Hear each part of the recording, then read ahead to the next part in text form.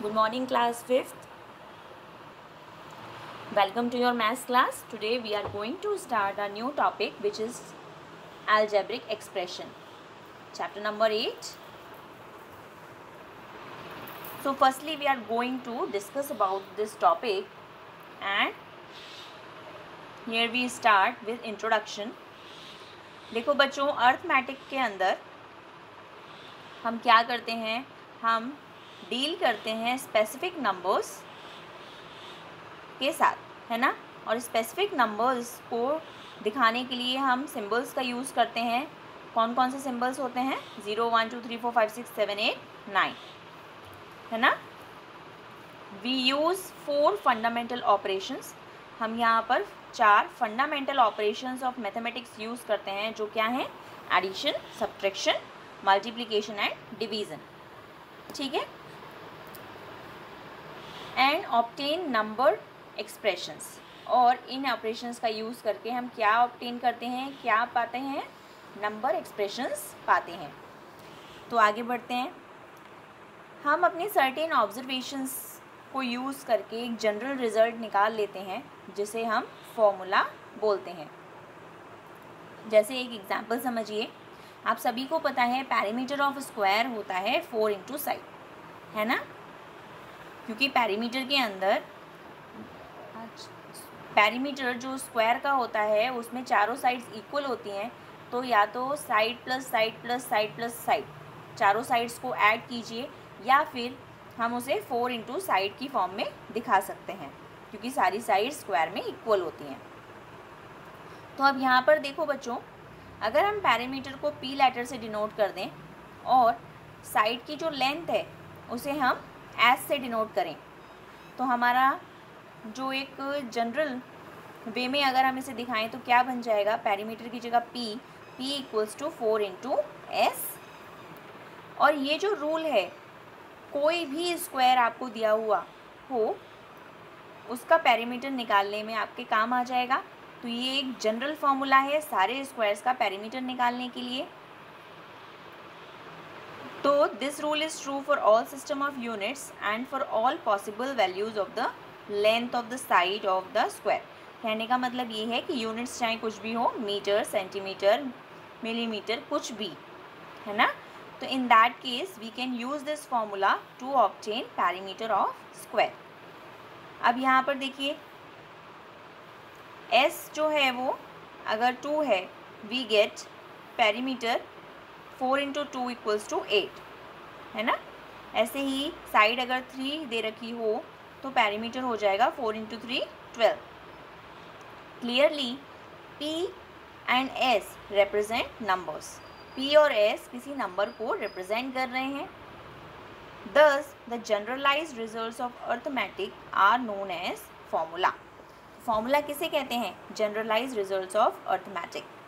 In a formula we use letters to represent numbers, और formula के अंदर जो लेटर्स होते हैं उन्हें हम रिप्रेजेंट करते हैं। वी यूज़ लेटर्स, हम लेटर्स को यूज़ करते हैं नंबर्स को रिप्रेजेंट करने के लिए, और उन लेटर्स को हम क्या बोलते हैं? Literal numbers, right. Now moving on, what is algebra? Algebra is generalised arithmetic.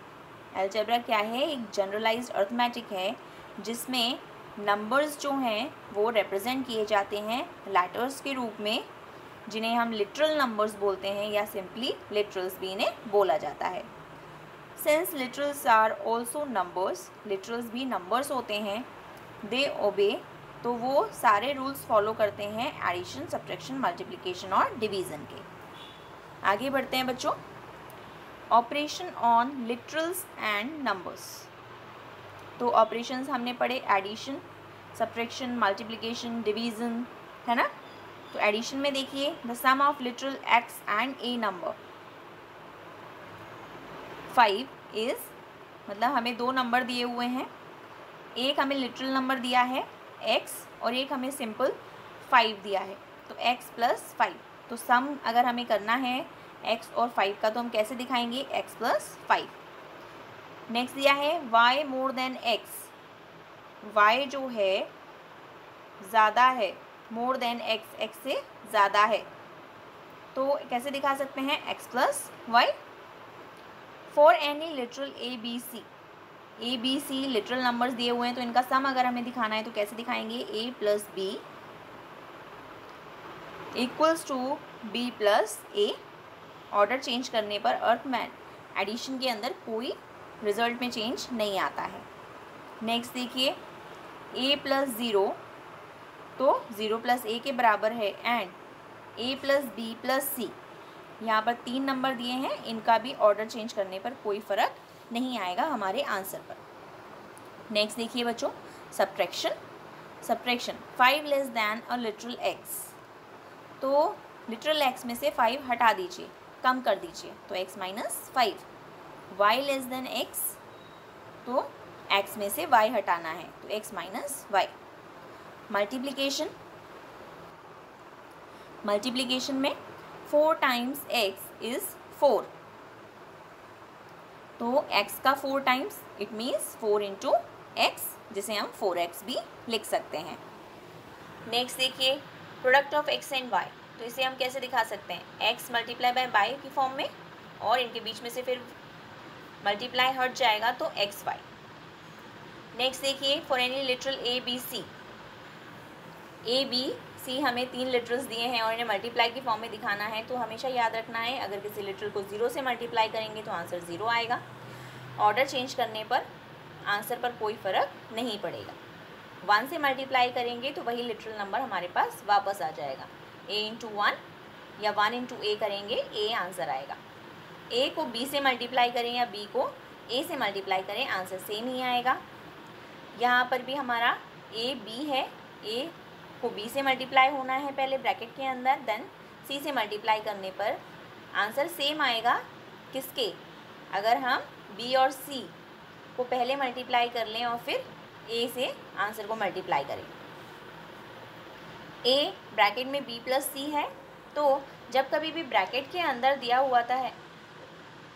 हुआ है हमें, तो हम क्या करेंगे, ब्रैकेट के बाहर जो नंबर है उसको दोनों नंबर से हमें मल्टीप्लाई करना पड़ेगा और उनके बीच में सिंबल वो आएगा जो ब्रैकेट में दिया हुआ है। It means a into B और a इंटू सी, और बीच में सिंबल आएगा प्लस का। नेक्स्ट डिवीज़न, अगर हम x को डिवाइड कर रहे हैं y से तो कैसे लिखेंगे, x upon y। x divided by 7 तो x upon 7, 30 divided by x तो 30 अपॉन x। नेक्स्ट देखिए बच्चों, पावर्स ऑफ अ लिटरल की पावर्स कैसे लिखेंगे, तो देखो यहाँ पर x इंटू एक्स है ना, x मतलब 2 बार हो रहा है, तो यहाँ पर x की पावर हो गई 2, कॉल्ड x स्क्वायर्ड, x का स्क्वायर।